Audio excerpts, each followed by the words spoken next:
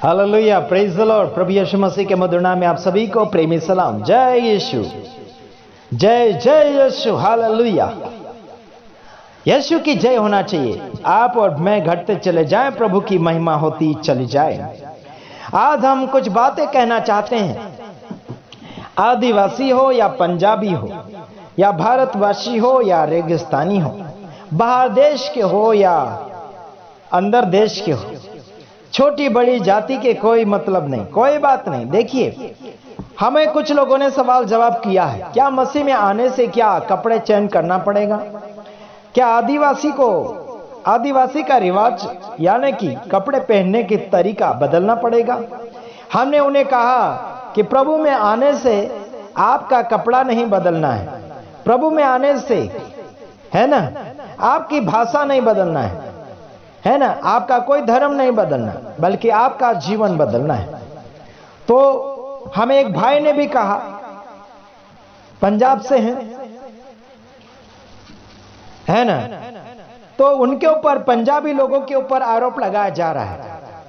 अगर वो पंजाबी सेवक सेविका बन चुके या फिर विश्वासी बन चुके हैं, मेरे भाइयों बहनों, हर कपड़ा पहनने वालों को मैं कुछ बातें बताना चाहूंगा। शोभा देने वाले कपड़े पहनो, जो आपके देश में जैसा कपड़ा मैचिंग होता है आप पहन सकते हैं, कोई बात नहीं। आप पगड़ी बांध सकते हैं, कोई बात नहीं। प्रभु आपके मन के अंदर आता है, आपके सिर में नहीं, आपकी पगड़ी में नहीं। मेरे भाइयों और बहनों, आप पगड़ी बांधकर आगे बढ़ सकते हैं, बढ़िए, कोई बात नहीं। आपको हम रोक टोक नहीं करेंगे, है ना। विश्वासी अगर है, आप पगड़ी बांधिए, पंजाबी पगड़ी बांधिए, कोई बात नहीं। आपकी जाति में जो पहरावा है, उन पहरावों से परमेश्वर कोई ताल्लुक नहीं रखता, बल्कि कुरिन्थियों में लिखा गया है कि उस समय ऐसे कंडीशन था, उस हिसाब से वो किताब लिखी गई। कलीसिया में सिर कैसा करना चाहिए, ओढ़नी ढाकना चाहिए या नहीं ढाकना चाहिए, कैसा बाल रखना चाहिए, वो बातें उस समय का है। तो ध्यान दीजिएगा मेरे भाइयों बहनों, आज प्रभु आपके मन मंदिर के अंदर प्रवेश करना चाहता है ना। समय के अनुसार सब कुछ बदलता चला जा रहा है और समय के अनुसार बहुत कुछ फर्क हो रहा है।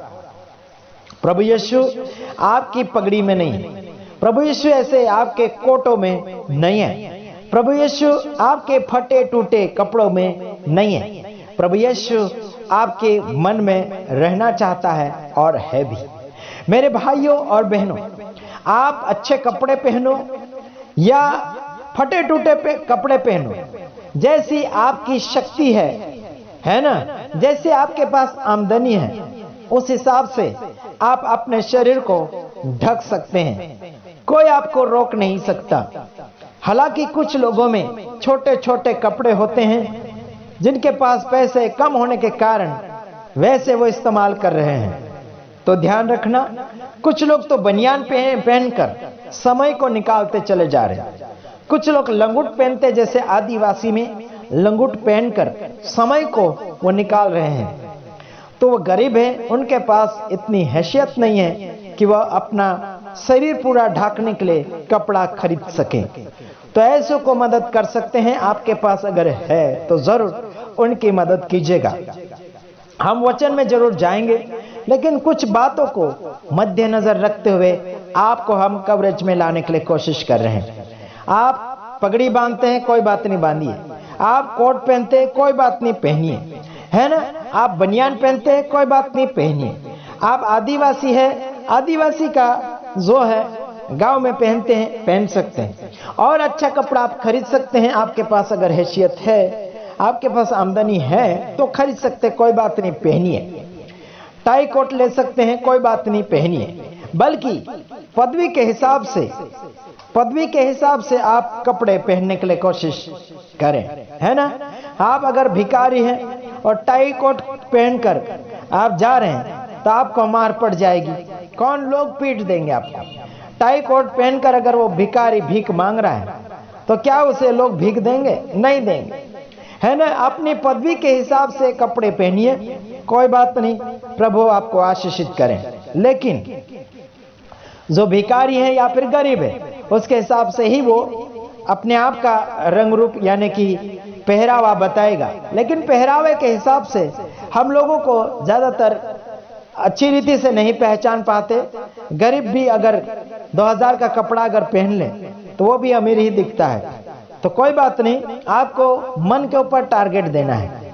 आप टोपी पहनते हैं, पहनिए, आप पगड़ी बांधते हैं, पगड़ी बांधिए, है ना, आप जैसा पहन रहे हैं पहनिए, बल्कि आप कौन सी पदवी के ऊपर है उस हिसाब से सुधारा करते हुए आगे आपको बढ़ना होगा, है ना। कुछ लोग फालतू के हथियार रखते हैं, तो कौन सी पदवी के ऊपर है उस हिसाब से रखना है मेरे भाइयों और बहनों। तो देख लेते हैं मसीह में आने से आपका क्या क्या बदल सकता है। दूसरा कुरिन्थियों उसका 5 अध्याय उसका 17 वचन बोलने के बाद में कुछ समय के बाद समाप्ति की ओर जाएंगे। इसलिए यदि कोई मसीह में है तो वह नई सृष्टि है, पुरानी बातें बीत गई है, देखो वे सब नई हो गई। हेलो मेरे भाइयों बहनों, अगर मसीह यीशु में आप आ चुके हैं तो नई उत्पत्ति है। कौन सी उत्पत्ति? आप आत्मा के अंदर।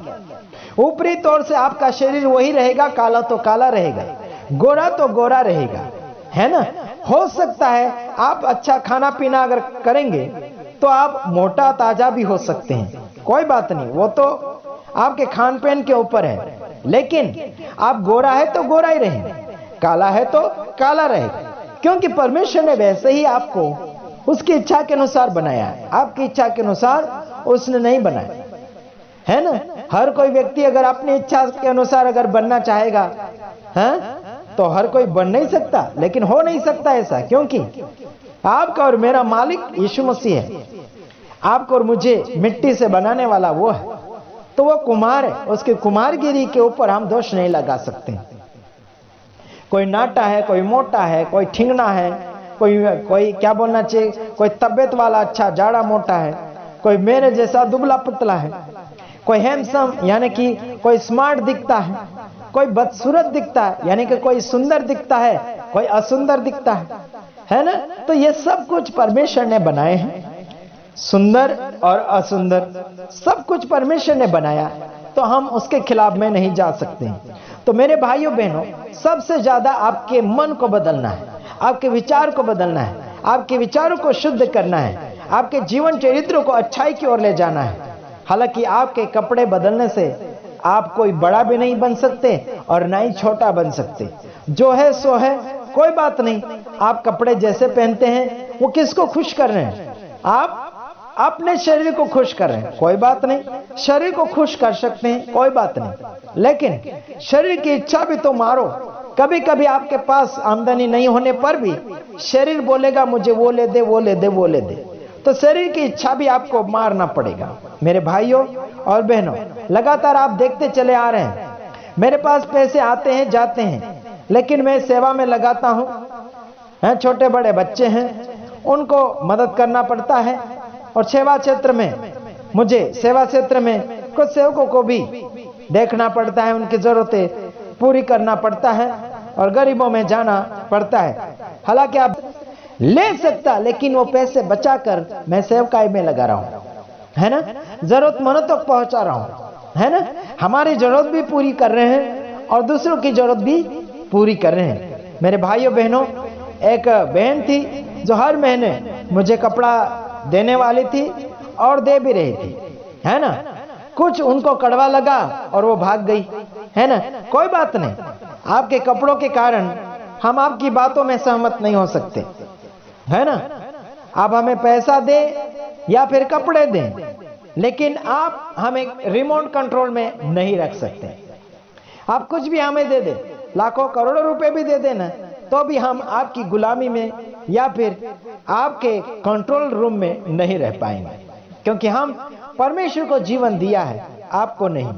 मेरे भाइयों बहनों, परमेश्वर के नाम में जीते हैं, आपके नाम से नहीं। जो आप हमें मदद करते हैं, बड़ा धन्यवाद देते हैं, क्योंकि आप हमारा सपोर्ट करते हैं और प्रभु की महिमा में आगे बढ़ने के लिए मौका प्रदान कर रहे हैं। आपके आमदनी के द्वारा और आपके प्यार के द्वारा हमें आगे बढ़ने के लिए मौका मिल रहा है। बड़ा खुश हूं, प्रभु की स्तुति है कि आप हमें मदद कर रहे हैं और प्रभु भी हमें मदद कर रहा है। और आप हमसे दूसरा कुछ उम्मीद नहीं रख सकते, केवल प्रभु से उम्मीद रखिए कि प्रभु का कार्य हमारे द्वारा आपको क्या मिलना चाहिए। बस दुआ करते रहिएगा कि प्रभु मेरे दिमाग में डाले कि कुछ मैं आपको नया नया सिखाते चले आऊं। तो ओके मेरे भाइयों बहनों, आपकी जाति नहीं बदलना है, आपके रंग रूप कपड़े मपड़े ये हम बदलना नहीं सिखाते। अगर आपके पास जैसा है वैसा आप पहनिए, लेना चाहते हैं शक्ति है तो जरूर उस हिसाब से कीजिएगा, है ना। आपकी आमदनी के अनुसार आप अपने आप में तैयारी कीजिएगा। ओके, धन्यवाद। God bless you. प्रभु आप सबको आशीषित करें। आमीन।